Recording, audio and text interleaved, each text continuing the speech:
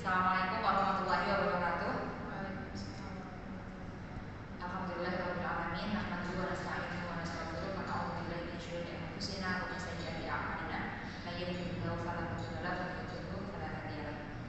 Asyhadu an la ilaha illallah wa asyhadu anna Muhammadan 'abduhu wa rasuluh la nabiyya ba'dah. Allahumma shalli 'ala sayyidina wa yassir lana.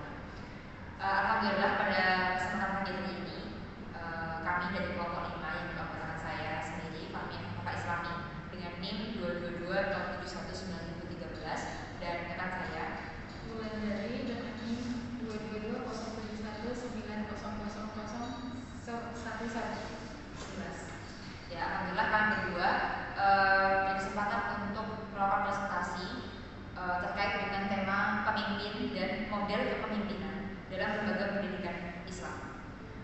Kami sudah membuat sebuah paper yang paper ini berjudul Pemimpin dan Model Kepemimpinan dalam Lembaga Pendidikan Islam.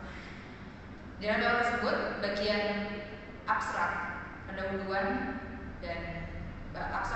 metode dan kesimpulan dibuat oleh saya sendiri. Dan di bagian hasil pembahasan kami berdua berkolaborasi untuk menulis di dalamnya. Jadi di bagian pembahasan ada sekitar 4 poin. Teori-teori kepemimpinan itu di poin pertama A. Kemudian yang B itu tipe-tipe model kepemimpinan kepala sekolah. Kemudian yang C adalah tugas-tugas kepala sekolah, dan yang D adalah manajemen yang diperankan kepala sekolah. Nah, pada setiap poin ini kami berdua sama-sama menuliskan di situ. Jadi ada separuh bagian ditulis oleh Wulandari dan separuh lagi oleh saya. Begitu juga di bagian B, C, dan D. Kami berkolaborasi dalam menulis di dalam situ. Dan persentasenya sekitar 50%. Baik, langsung saja. Pada bagian abstrak, saya menuliskan bahwa kepemimpinan dalam lembaga pendidikan Islam memegang peranan penting menjadi katalisator wujudnya tujuan pendidikan Islam yang luhur. Melalui penerapan berbagai teori dan model kepemimpinan serta tugas-tugas pemimpin dan manajemen yang diperankan kepala sekolah yang dikaji dengan metode penelitian studi perpustakaan, ditemukan bahwa kepala sekolah atau madrasah sebagai pucuk pimpinan lembaga pendidikan perlu memiliki karakteristik kepemimpinan yang sejalan dengan nilai-nilai Islam selama memerankan tugas-tugas dan urusan manajerial. Walau tidak harus terpaku pada satu gaya kepemimpinan, namun kedekatan antara pimpinan dengan orang-orang di bawah kepemimpinan perlu menjadi perhatian. Dengan begitu, diharapkan peran pimpinan dapat mengakselerasi pencapaian lembaga pendidikan Islam mewujudkan tujuan pendidikan Islam yang luhur, yaitu mencetak para pengelola bumi atau khalifah fil ardh yang bertakwa serta terdidik secara akliyah dan qauliyah dapat berjalan dengan optimal.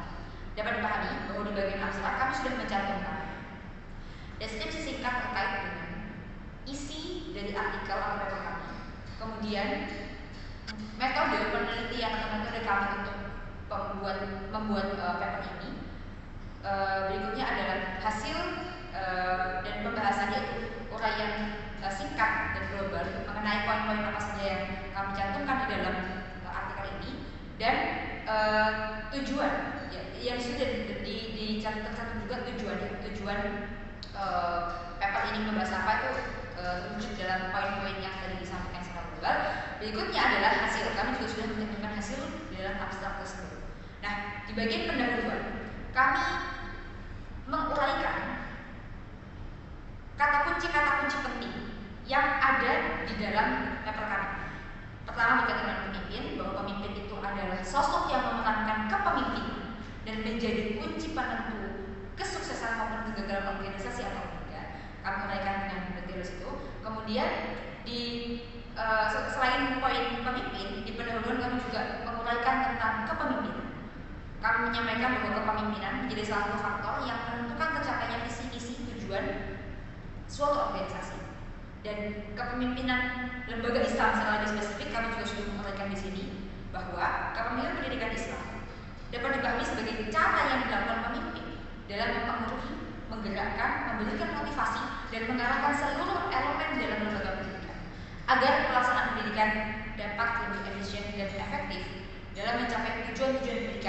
yang telah dirumuskan serta sejalan dengan kaidah-kaidah Islam. Berikutnya kami juga menguraikan tentang pembahasan seputar apa itu pendidikan Islam dan landasan hukum atau undang-undang yang mendasari penjelasan seputar pendidikan, yaitu Undang-Undang Nomor 20 Tahun 2003. Di akhir dari bagian pendahuluan kami mencantumkan tujuan pembahasan di dalam paper ini, yaitu menguraikan 4 hal yang tadi. Pertama, teori kepemimpinan, tipe-tipe model kepemimpinan kepala sekolah, tugas-tugas pemimpin atau tugas-tugas kepala sekolah, dan manajemen yang diperankan oleh kepala sekolah. Metode penelitian yang kami gunakan adalah penelitian studi perpustakaan atau library research. Berkaitan dengan hasil pembahasan akan dijelaskan bagian A dan B, teori kepemimpinan dan gaya kepemimpinan oleh Dr. Wulandari. Berikutnya nanti di bagian tugas-tugas pemimpin dan manajemen yang dengan kepala sekolah akan dijelaskan oleh saya. Saya persilakan kepada rekan saya di Wulandari. Langsung saja, di sini saya akan membahas tentang teori-teori kepemimpinan dan gaya serta model kepemimpinan. Nah, teori-teori kepemimpinan ini kami akan membahas tentang kepemimpinan dalam perspektif Islam dan kepemimpinan dalam perspektif para pakar. Langsung saja, kepemimpinan dalam konsep Islam dapat diketahui dari sabda Muhammad SAW tatkala menetralisir fungsi dan tanggung jawab setiap individu sebagai seorang pemimpin pada segala strata dengan diksi ro'in, yaitu pengembala. Beliau SAW bersabda, kullukum ro'in wa kullukum mas'ulun an ra'iyatihi. Jadi beliau mengatakan setiap dari kalian adalah pemimpin dan tiap-tiap pemimpin akan dimintai pertanggungjawaban. Hadis riwayat Imam Bukhari.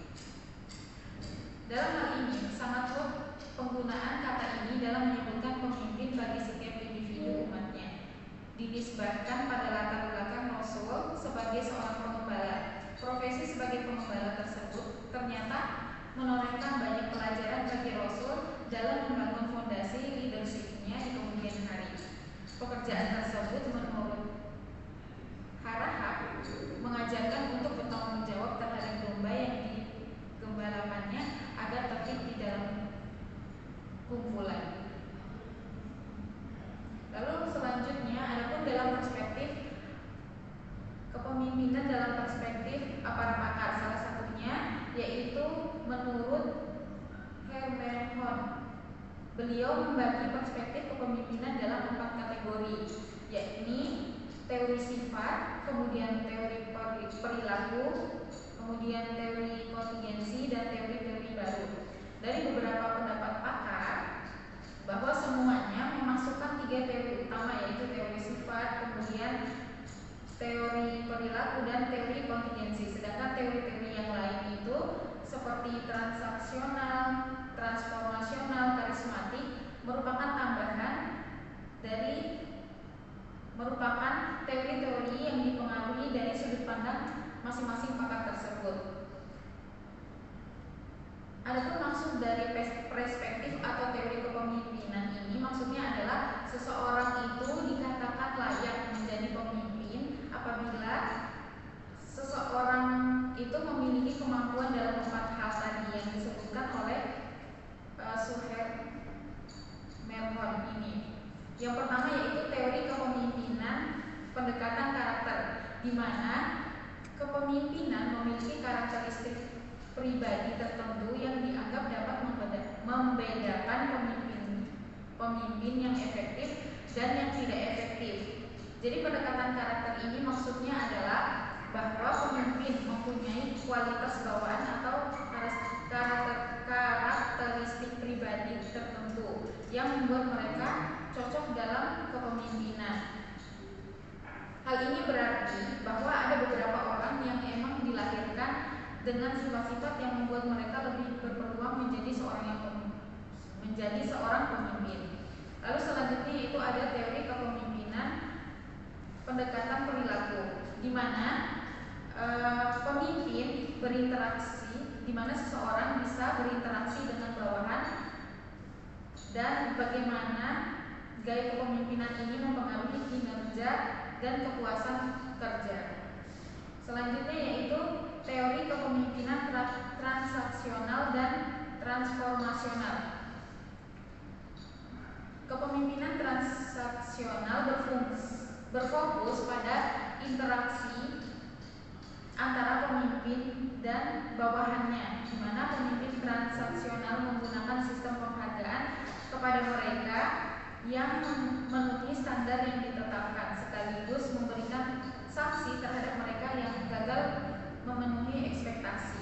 Adapun kepemimpinan transformasional adalah kepemimpinan yang menekankan pengaruh dan inspirasi yang dimiliki pemimpin terhadap pengikutnya. Nah, kepemimpinan ini menginspirasi pengikutnya untuk mencapai potensi penuh mereka dengan menginspirasi, kemudian mengkomunikasikan visi yang jelas, serta membangun hubungan yang kuat dengan pengikutnya. Lalu yang terakhir yaitu teori kepemimpinan pendekatan kontingensi. Nah, teori kepemimpinan ini memberikan pandangan yang lebih bernuansa tentang peran dan tanggung jawab seorang pemimpin. Hal ini mengakui kompleksitas dalam situasi organisasi dan menekankan pentingnya fleksibilitas dalam gaya kepemimpinan untuk mencapai hasil yang optimal. Lalu selanjutnya yaitu gaya serta model kepemimpinan.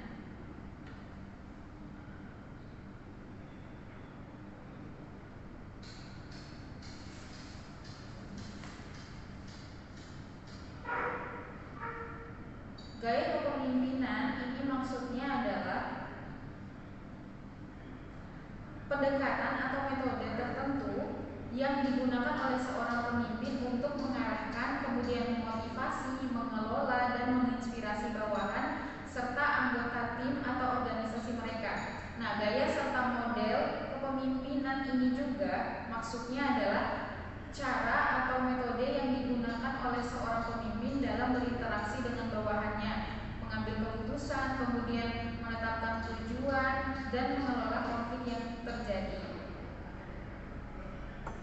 Di sini kami akan membahas beberapa gaya kepemimpinan. Di antaranya yang pertama yaitu gaya kepemimpinan karismatik. Gaya kepemimpinan karismatik merupakan gaya kepemimpinan yang dapat menarik perhatian banyak orang, dan hal ini disebabkan oleh berbagai faktor yang dimiliki oleh pemimpin tersebut yang merupakan anugerah dari Tuhan Yang Maha Esa. Adapun kelebihan gaya kepemimpinan karismatik adalah seorang pemimpin tersebut dapat menarik perhatian orang. Mereka benar-benar terpesona dengan cara bicaranya yang penuh semangat. Mereka juga sangat menikmati variasi dan tantangan. Namun, mereka memiliki kelemahan yang besar dari model kepemimpinan jenis ini, yaitu mereka dapat menarik orang untuk datang kepada mereka. Kemudian seiring berjalannya waktu, masyarakat yang akan datang akan kecewa karena inkonsisten kepemimpinan ini. Lalu yang kedua, gaya kepemimpinan otoriter. Gaya kepemimpinan otoriter adalah gaya kepemimpinan yang memusatkan seluruh keputusan dan kebijakan sepenuhnya pada dirinya sendiri. Lalu selanjutnya yaitu ada gaya kepemimpinan demokratis. Gaya kepemimpinan demokratis ini merupakan gaya kepemimpinan yang memberikan wewenang menyeluruh kepada bawahannya. Jadi setiap kali ada masalah muncul, bawahan serta seluruh tim selalu terlibat. Jadi dia nggak terlibat sendiri. Selanjutnya yaitu gaya kepemimpinan partisipatoris, sama seperti gaya kepemimpinan demokratis. Selanjutnya akan dilanjutkan oleh Ukti Fahmi.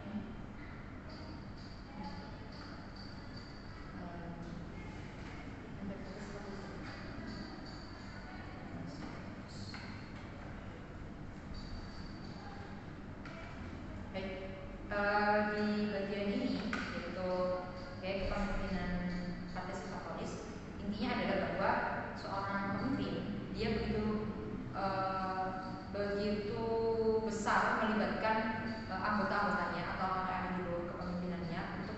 serta dalam bermusyawarah dan juga dalam hal menangani pekerjaan-pekerjaan yang seharusnya dilakukan oleh pemimpin. Jadi memang menekankan pada partisipasi keanggotaan orang-orang di bawah kepemimpinannya secara maksimal. Nah, berikutnya gaya kepemimpinan situasional, yaitu adalah gaya kepemimpinan yang menggabungkan antara berbagai gaya gitu ya, untuk mempertimbangkan sisi positif masing-masingnya. Karena di dalam gaya kepemimpinan situasional diyakini bahwa tidak ada satu gaya kepemimpinan yang benar-benar bisa relevan selalu sepanjang zaman. Artinya setiap gaya kepemimpinan punya keterbatasan masing-masing. Maka dengan keterbatasannya itulah kemudian gaya kepemimpinan itu bisa dipadukan antara satu dengan yang lainnya dalam rangka untuk saling melengkapi. Gitu. Nah, berikutnya gaya kepemimpinan tradisionalis, gitu ya. Ini adalah gaya kepemimpinan yang diniatkan untuk meningkatkan, menaikkan eksistensi diri sendiri dengan menguasai orang lain. Gitu. Target kepemimpinan dalam gaya ini adalah bahwa pemimpin berusaha untuk membangun ketaatan bawahannya secara fisik dan materi dengan jalan penaklukan kekuasaan, kekuatan gitu ya, dengan cara mempengaruhi menggunakan perintah, uang gitu ya, pendudukan, fisik, memberi ketakutan dan kedudukan. Berikutnya adalah gaya kepemimpinan transaksional. Gaya kepemimpinan transaksional ini lebih kepada mengembangkan interesting atau perhatian lebih jauh dengan melakukan transaksi-transaksi dengan yang lainnya untuk memenuhi keinginan pemimpin. Gitu. Artinya misalnya ada satu anggota atau ada satu bawahan yang kemudian dia bisa memenuhi keinginan pemimpin, maka dia akan diberikan reward tertentu, yaitu dengan uang, perintah, sistem pengembangan dan seterusnya. Ya, sehingga artinya yang dilakukan oleh bawahan-bawahan bisa senantiasa sesuai dengan apa yang diinginkan oleh pemimpin. Seperti itu. Jadi bersifat transaksional. Nah, berikutnya adalah gaya kepemimpinan transformasional. Gaya kepemimpinan transformasional ini menekankan pada upaya pemimpin untuk mencapai tingkat moralitas dan motivasi tinggi dengan cara mencoba membangun kesadaran para bawahannya dengan menjadikan cita-cita yang besar, moralitas yang tinggi seperti kejayaan, kebersamaan, kemanusiaan dan sebagainya. Yang terakhir adalah gaya kepemimpinan spiritual, yaitu adalah gaya kepemimpinan yang fokus pada potensi yang terbeli atau potensi ilahiyah pada setiap anggota organisasi dalam rangka untuk membangun kasih sayang, kebajikan, menguatkan spiritualitas, memanusiakan, memberdayakan, dan cara mempengaruhinya adalah dengan cara menenangkan jiwa, memberikan iman, demikian. Nah, berikutnya adalah kita beralih kepada poin ketiga. Poin ketiga adalah tugas-tugas pemimpin. Di antara tugas-tugas pemimpin yang penting untuk diketahui dalam institusi pendidikan adalah yang pertama tugas penataan atau tugas manajerial, dan yang kedua adalah tugas pemeliharaan atau maintenance. Yang pertama yaitu adalah tugas penataan atau manajerial. Di situ ada prinsip-prinsip, perspektif-perspektif yang perlu untuk dijalankan oleh seorang pemimpin dalam menjalankan fungsi kepemimpinannya.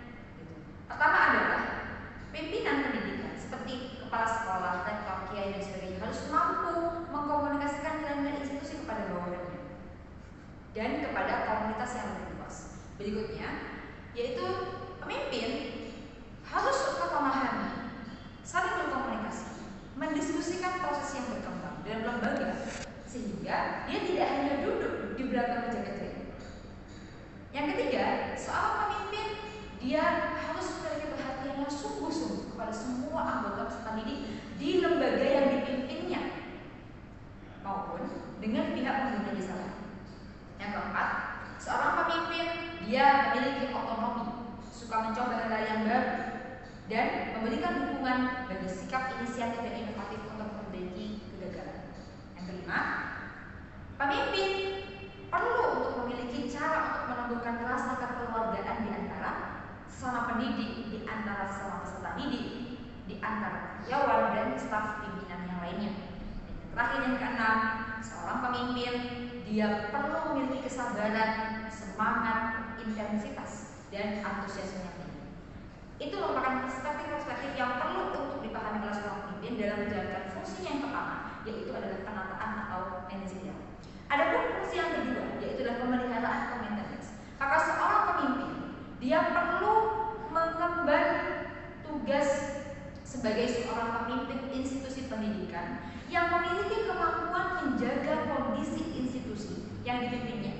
selalu kondusif. Karena itu, di antara tugas yang paling penting adalah bagi seorang pemimpin, dia mampu untuk mengatasi dan meminimalisir potensi terjadinya konflik yang mungkin timbul di dalam institusi pendidikannya. Yang terakhir, kita akan beralih kepada poin keempat, yaitu manajemen yang dilakukan oleh kepala sekolah. Seorang kepala sekolah, dia perlu menjalankan fungsinya secara efektif dan perlu untuk memahami serta mewujudkan nilai-nilai yang terkandung dalam keterampilan-keterampilan manajerial yang perlu dia kuasai. Yang pertama adalah keterampilan konsep. Keterampilan konsep kepala sekolah yang dimaksud di sini adalah bahwa seorang kepala sekolah dia harus memiliki kemampuan memahami kompleksitas organisasi dan penyesuaian bidang kegiatan setiap unit kerja dengan bidang kegiatan secara keseluruhan. Hal ini memudahkan seorang pemimpin untuk bisa menjalankan fungsinya sesuai tujuan yang diharapkan. Berikutnya, yang kedua adalah seorang pemimpin, yaitu kepala sekolah dalam hal ini, perlu untuk memiliki keterampilan manusiawi, yaitu seorang pemimpin atau kepala sekolah dia mampu menjalin kontrak kerjasama yang optimal dengan orang-orang yang diajak bekerja sama dengan tetap menghormati kodratnya dan harkat kemanusiaannya. Human skill ini yang kemudian mengharuskan seorang kepala sekolah sebagai pihak yang melaksanakan fungsi manajerial untuk memiliki kemampuan berinteraksi dengan berbagai orang yang berbeda. Nah, dengan begitu artinya seorang kepala sekolah dia mampu untuk memotivasi orang bekerja, dia mampu untuk mengkomunikasikan hal-hal yang perlu dikomunikasikan, karena memang seorang manajer kepala sekolah dalam hal ini adalah manajer sekolah atau dalam ini adalah kepala sekolah, dia mampu untuk dia memang perlu untuk memiliki kemampuan pertukaran ide, fakta, dan pengalaman lain. Berikutnya, dan ini adalah yang terakhir, bahwa seorang kepala sekolah dia mampu memiliki keterampilan teknik. Keterampilan teknik bagi kepala sekolah begitu penting karena ini adalah keterampilan yang menggunakan pengetahuan, metode, teknik, dan peralatan yang diperlukan untuk melakukan suatu tugas tertentu yang diperoleh dari pengalaman pendidikan di latar belakang si pemimpin tersebut. Secara umum, teknik yang perlu untuk dikuasai atau keterampilan teknik yang perlu untuk dikuasai oleh seorang kepala sekolah ada dua, yaitu teknik yang berkaitan dengan proses belajar mengajar dan teknologi manajemen. Yang kedua adalah teknik ketatausahaan yang mencakup ketatausahaan pengajaran, kesiswaan, kepegawaian, atau personalia, perlengkapan, dan lain sebagainya. Itu kemudian yang bisa kita pahami dari tugas-tugas dan peran-peran manajerial yang harus diperankan oleh seorang kepala sekolah. Di bagian kesimpulan, kami menarik sebuah benang merah bahwa pemimpin dalam lembaga pendidikan Islam sebagai aktor kunci kepemimpinan perlu memahami hakikat kepemimpinan dalam lembaga pendidikan. Kemudian perlu untuk memahami berbagai model gaya kepemimpinan serta tugas-tugas dan manajemen yang diperankannya. Dalam konteks ini, maka seorang kepala sekolah dia harus memiliki karakteristik kepemimpinan yang sejalan dengan nilai-nilai Islam selama memerankan tugas-tugas dan peran manajerialnya. Walau memang kita tahu bahwa seorang kepala sekolah tidak harus dia memilih atau terpaku pada satu gaya kepemimpinan, namun yang perlu menjadi penekanan adalah bahwa kedekatan antara pemimpin dengan yang dipimpinnya adalah hal yang harus menjadi perhatian seorang kepala sekolah. Dengan begitu diharapkan peran pemimpin dapat mengakselerasi pencapaian lembaga pendidikan untuk mewujudkan tujuan-tujuan pendidikan, yaitu utamanya adalah mencetak para khalifah fil ardh atau pengelola bumi yang bertakwa, terdidik secara akliyah dan qalbiyahnya, dan semua ini dapat berjalan secara optimal. Demikian presentasi yang kami lakukan. Saya Kamil Bapak Islami dan rekan saya dari kami mohon undur diri. Mohon maaf apabila ada banyak kekurangan, mohon masukan dan saran dari Ibu Dr. Istiqomah. Demikian, wassalamualaikum warahmatullahi wabarakatuh.